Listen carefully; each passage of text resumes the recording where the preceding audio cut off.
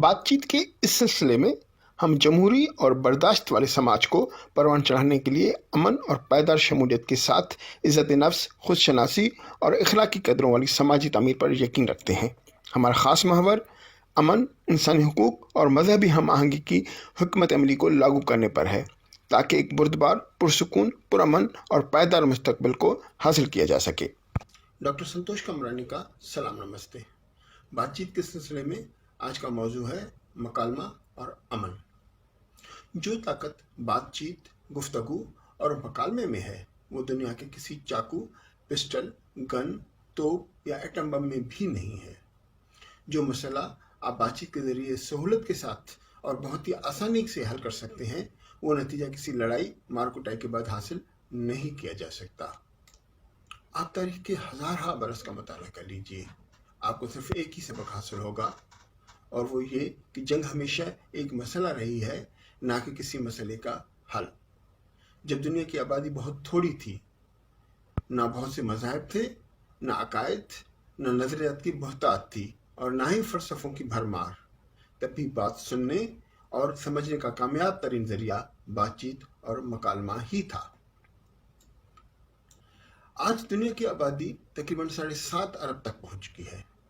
تو ایسے میں کوئی یہ توقع کیسے کر سکتا ہے کہ آپ گولی اور دھونس و دھاندلی کے زور پر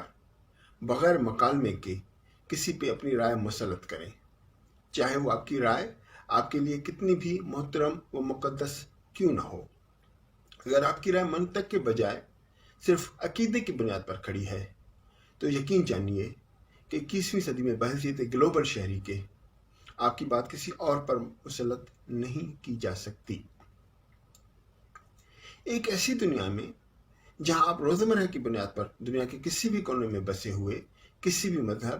مسلک، ثقافت، ریت و رواج، زبان، لہجے اور بہت ہی متنوع اقسام کے پس منظر میں رہنے اور جینے والے مرد و زن سے نہ صرف مخاطب ہیں، بلکہ ان سے اثر بھی لے رہے ہیں اور ان پر کسی نہ کسی طرح اثر انداز بھی ہو رہے ہیں، تو ایسے میں صرف رواداری اور برداشت ہی ایک ایسا طریقہ ہے جس پر چل کے اس دنیا کو امن و آشتی کا گہوارہ بنایا جا سکتا ہے۔ یاد رکھیے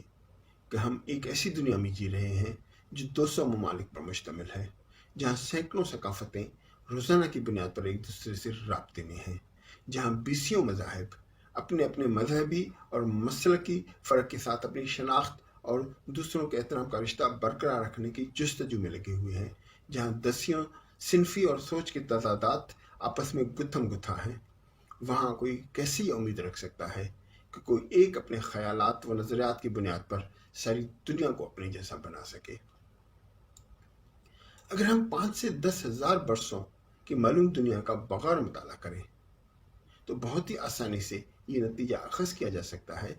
کہ کبھی بھی اور کسی بھی دور میں ایسے خیالات و نظریات مستقل بنیادوں پر لوگوں کی دلوں اور زندگیوں کا حصہ نہیں بن پائے، جو منطق کے بجائے عقیدے کی بنیادوں پر استوار کیے گئے ہوں۔ بدلتی دنیا اور آپس میں ضم ہوتے خیالات و نظریات اور سوچ و ثقافتوں کو اگر ہم سمجھیں گے نہیں، اور اگر ہم تنوع کا احترام کرتے ہوئے سب کے ساتھ چلنے کی روش نہیں اپنائیں گے،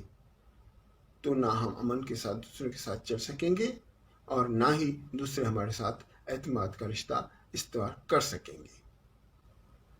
اس لیے ضرورت اس بات کی ہے کہ ذاتی اور اجتماعی سطح پر ہمیں ساری دنیا کے افراد سے عزت و احترام سے پیش آنے اور جیو اور جینے دو کے تحت برداشت و رواداری کا حوصلہ پیدا کرنے کی ضرورت ہے۔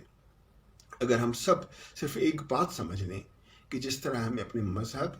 مسلک، ثقافت اور رسم و رواج پہ رہنے کی پوری آزادی ہے، ایسے ہی یہی آزادی دوسروں کو بھی ہے کہ وہ بھی اسی آزادی کا مکمل استعمال کر سکیں۔ کرنا ہم سب نے یہ ہے کہ اپنے خیالات و نظریات کو دوسروں پر مسلط نہ کریں، اور کسی کو بھی مجبور نہ کریں کہ وہ ہماری رسم و روایات کی پیروی کرے، بلکہ جہاں تک ممکن ہو ہم دوسروں کے خیالات و نظریات پر مداخلت دیے بغیر اور بغیر نمود و نمائش کے اپنے اصولوں پہ چلتے رہیں گے، تو یقیناً ہم اپنے بچوں کو ایک بہتر دنیا دے سکتے ہیں۔ آج کی بات چیت کے اس کالم کے اختتام پر آپ سے گزارش ہے کہ اپنی آراء کامنٹس باکس میں دیں تاکہ ہم آپ کے توقعات کے مطابق بات چیت کو آگے بڑھا سکیں.